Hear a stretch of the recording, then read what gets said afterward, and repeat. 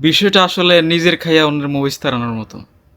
যারা এই Brazil Argentina নিয়া অতিরিক্ত মাতামাতি শুরু করছেন, নিজের দেশ না তাও আপনারা অতিরিক্ত মাতামাতি, মারামারি, হানাহানি শুরু করে দিছেন।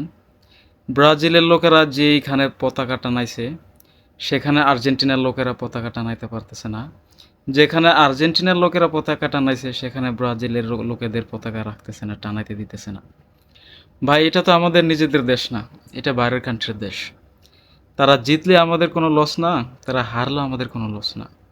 হয়তো আপনারা দল হিসেবে সাপোর্ট করেন, ভাই সাপোর্ট করেন, এর সাপোর্ট করা নিয়ে বাড়াবাড়ি করার কি দরকার, মারামারি করার কি দরকার? আজকেও কয়েকটা নিউজে দেখলাম এই আর্জেন্টিনা ব্রাজিলের সাপোর্টার মিলে একই সাথে আসলে কোনো জায়গায় খেলা দেখতে পারে না, মারামারি লাগে বসে আমাদের নিজ এলাকায়। নিজ এলাকা হচ্ছে নারায়ণগঞ্জ, তো সেইখানে কিন্তু কয়েক জায়গায় হয়ে গেছে এক দফা।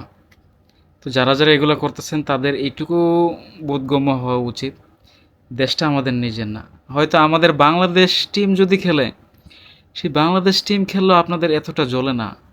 যদি আপনাদের প্রতিপক্ষরা বলে ব্রাজিলকে আর্জেন্টিনার সাপোর্টার বলে, আর্জেন্টিনাকে ব্রাজিলের সাপোর্টার বলে, এতটা জ্বলে, যতটা জ্বলে না নিজের টিমকে বললো, বাইরের টিম যখন নিজের টিমকে বলে। আসলে বাইরের কান্ট্রির জন্য এতটা টান কেন? এই যে এতগুলো বিশ্বকাপ জিতলো, আর্জেন্টিনা জিতলো, ব্রাজিল জিতলো, আপনার কোনো লাভ হয়েছে? ওরা চাইরা না আসলে 2 পয়সা আপনাকে দিছে? ওরা কিন্তু দেয় নাই। অথচ দেখেন আপনি তাদেরকে নিয়ে কত মাতামাতি করতেছেন। অনেক পাগল তো আসলে আসলে আমি তাদেরকে পাগল বলতেছি এই জন্য, নিজের জমি বিক্রি করে ব্রাজিলের পতাকা টানায়, ব্রাজিলের ব্যানার তৈরি করে, এমনকি নিজের বিল্ডিংয়ে কিংবা ব্রিজের রাস্তায় বড় বড় ব্যানার তৈরি করে পতাকা আঁকে তারা। অনেক কিছু বিক্রি করে। কি দরকার ভাই অযথা? তারা জিতলে কি আপনি লাভবান হবেন কোনো দিক দিয়ে? বা আপনি তাদেরকে নিয়ে বাড়াবাড়ি করে কারো মাথা ফাটাই দিছেন, তাদের কোনো লস হবে? লস কিন্তু আপনার হবে। যার মাথা ফাটাই দিছেন তার তো মাথা গেছে, জরিমানা দিতে হইব, তার চিকিৎসার খরচ, তারপর হচ্ছে আইনি ঝামেলাতে পড়তেই পারেন। কেন ভাই ওই অযথা আসলে খেলা দেখেন, সাপোর্ট করেন, মজা নেন, কিন্তু বেশি বাড়াবাড়ির মধ্যে যায়েন না। বেশি বাড়াবাড়ি করলে আপনাদেরই লস, আর কারো লস নেই।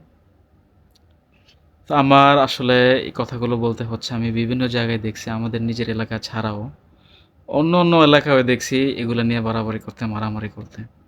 অনেক জায়গায় এগুলো নিয়ে অতিরিক্ত বাড়াবাড়ি হইতেছে। তো এগুলো বাদ দেন, নিজেরা ভালো থাকেন, অন্যকে ভালো থাকতে সহায়তা করেন। সবাই ভালো থাকবেন। ভিডিওটি ভালো লাগলে আপনার বন্ধুর কাছে কিংবা আপনার ফ্যামিলির কারো কাছে শেয়ার করে দিবেন। আল্লাহ হাফেজ।